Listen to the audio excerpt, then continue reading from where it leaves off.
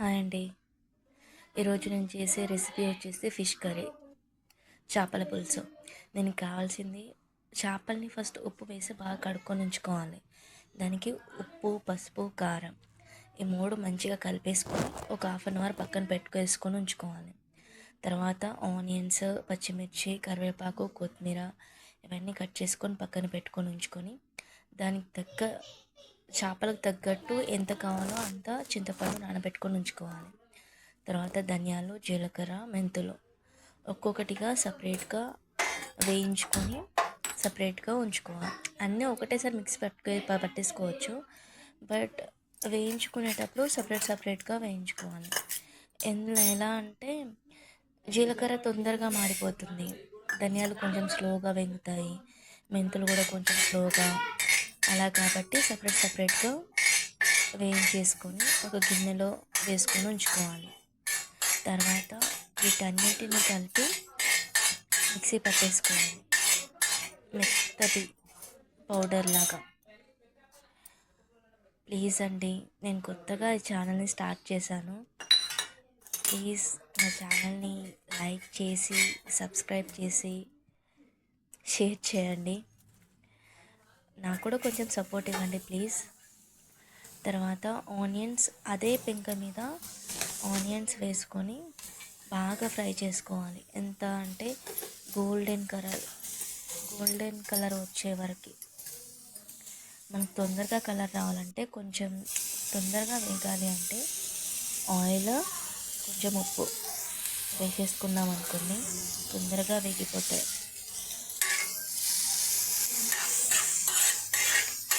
ఈ ఆనియన్స్ ఎలా అంటే పచ్చి వాసన ఉండకూడదు. ఎంత మంచిగా బంగారు రంగులోకి, కొంచెం బ్రౌన్ కలర్లోకి వస్తే కూర అనేది అంత టేస్టీగా వస్తుంది, అంత కలర్ కూడా వస్తుంది. లేకపోతే వైట్గా ఉంటుంది కూర అంతా. నేను కుడక పొడి ఫస్టే మిక్సీ చేసుకొని ఉంచుకున్నాను. ఆ కుడక పొడిని కూడా ఆనియన్స్ దాంట్లో వేసాను. అది కూడా కొంచెం కలర్ వచ్చేంత వరకు వేయించుకోవాలి.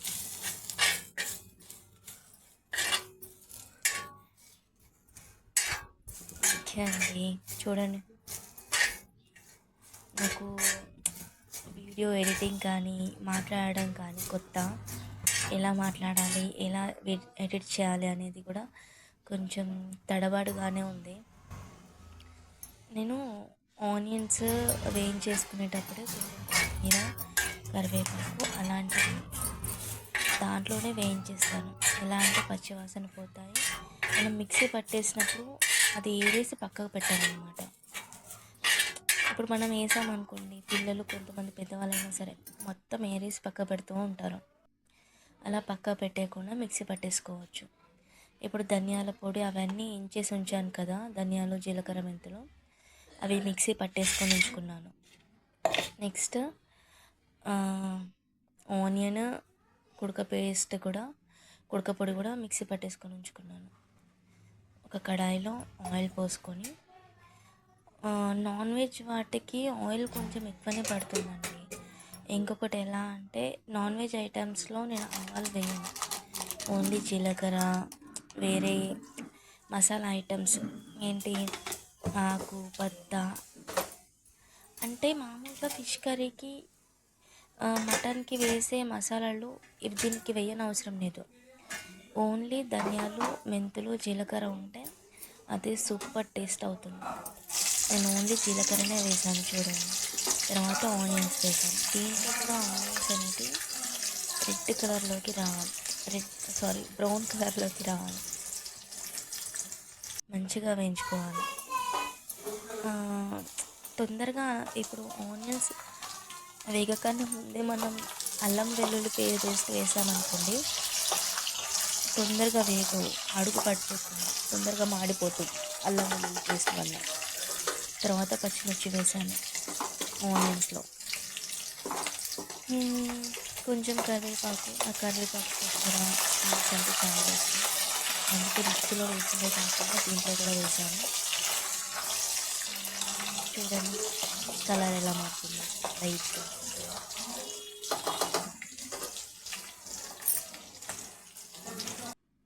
నేను ఏదైనా పొరపాటు చేసి ఉంటే, లేకపోతే వేరే విధంగా కూడా చేసుకోవాలని, వేరే విధంగా కూడా చేసేది ఉంటే ప్లీజ్ కామెంట్ చేయండి. నా వంట ఎలా ఉందో కూడా కామెంట్ చేయండి. అల్లం వెల్లుల్లి పేస్ట్ వేసానండి. అది అల్లం వెల్లుల్లి పేస్ట్ బాగా కలర్ రావాలి, అప్పుడే దాంట్లో ఉన్న పచ్చి వాసన పోయి రుచి పెరుగుతుంది. పసుపు వేసాను. పసుపు మనకు కర్రీస్ కొంచెం తక్కువగా వేస్తారు, కొంతమంది ఎక్కువగా వేస్తారు. మనకు నచ్చిన దాన్ని బట్టి పసుపు వేసుకోవచ్చు. కారం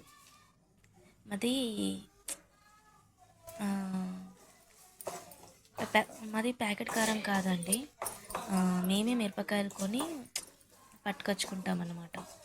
సో ఇది ఎక్కువ కారము ఉండదు, మరీ చప్పగా ఉండదు. అందుకే మేము కొంచెం కారం ఎక్కువగానే తింటాము, అందుకే కారం వేసాను.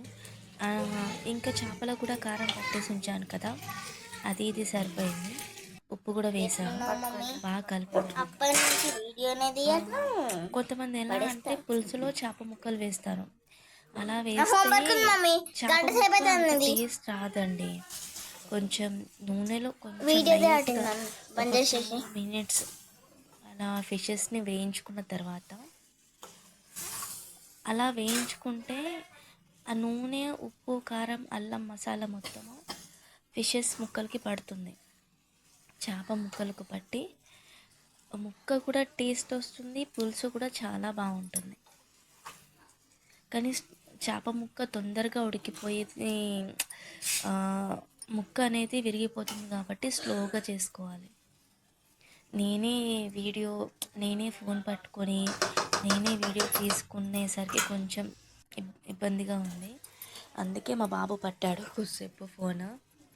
తర్వాత మనం పట్టుకున్న ధనియాల పొడి, మెంతులు, జీలకర్ర పొడి ఉంది కదా, అది వేసేసుకోవాలి ముక్కల పైన. స్లోగా ఫిష్ కర్రీ మనం ఎంత స్లోగా చేసుకుంటే అంత బాగా వస్తుంది. చికెన్, మటన్ ముక్కల కంటే ఎలా కలిపేసినా కూడా పర్లేదు, ఎలా అయితే అలా.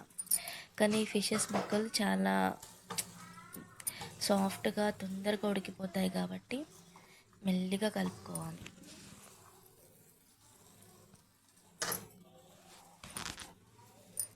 మనము చూడండి, ఇప్పుడు మసాలా పేస్ట్ కూడా వేసేసాను.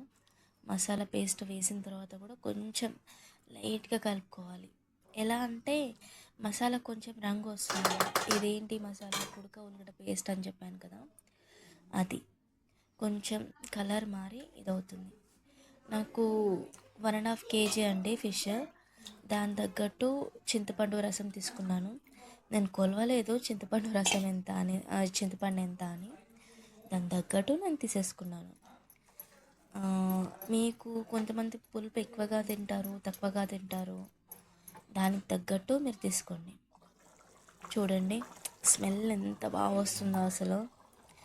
అది చారు ఉడుకుతూ ఉంటే ఆ మసాలా స్మెల్, ధనియాలు, జీలకర్ర, పులుపు, ఫిష్ స్మెల్ చాలా బాగా వస్తుందండి. ఎక్కువసేపు కూడా ఉడకబెట్టాల్సిన అవసరం లేదు. కొంచెం ఒక 5 minutes ఉడికితే, ఒక 5-10 minutes ఉడికితే సరిపోతుందండి. చూడండి, నేను స్టవ్ ఆఫ్ చేసి ఒక 5 minutes తర్వాత మూత ఓపెన్ చేసి చూశాను, ఆయిల్ మొత్తం పైకి వచ్చింది. మా పాప ఫిష్ ముందే తినేస్తానంటుంది, అన్నం తినకుండా ముందే. చాలా బాగుందండి, మేము తిని చూశాను. నేను వీడియో 2-3 days బ్యాకే చేశాను, బట్ ఇప్పుడు అప్లోడ్ చేస్తున్నాను. అది నా ఫోన్లో కొంచెం స్టోరేజ్ ఎక్కువైపోయి వీడియోస్, ఫొటోస్ కొన్ని డిలీట్ చేసిన తర్వాత ఇది చేశానండి. మీకు మెంతులు అది వీడియో లాస్ట్కి వచ్చి